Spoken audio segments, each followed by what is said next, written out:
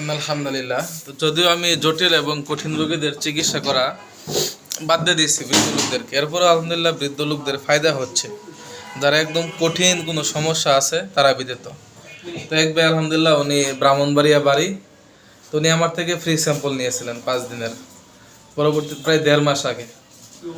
তো আমি জানি আমার থেকে যে একবার নিবে সে 1 মাস 2 মাস বা 3 মাস পরে হলেও টাকা হলে এক পর্যায়ে মনে করবে যে এটা একটু চেষ্টা করে দেখি।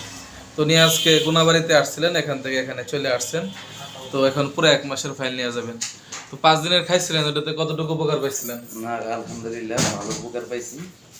এখন ওই হিসাব করি আমি একবার আসছি যে আমি স্থায়ীভাবে যেন পরিপূর্ণ আলোচনা করে আলোচনা করে যেন নিতে পারি। ঠিক আছে, আল্লাহ পাক ওনাকে শেফা দান করুক।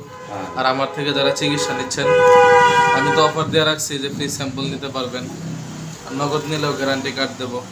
আর যদি কঠিন রোগী হয়ে থাকেন, ডায়াবেটিস, হাই প্রেশার এগুলো থাকে, দয়া করে এগুলো স্থায়ী চিকিৎসা হয় না, আমাকে ওই প্রশ্ন করবেন না, এগুলো হবে না। যাদের ডায়াবেটিস, হাই প্রেশার এবং শ্বাসকষ্টের সমস্যা নাই তারা স্থায়ীভাবে সমাধান নিতে পারবেন টাইমিংয়ের।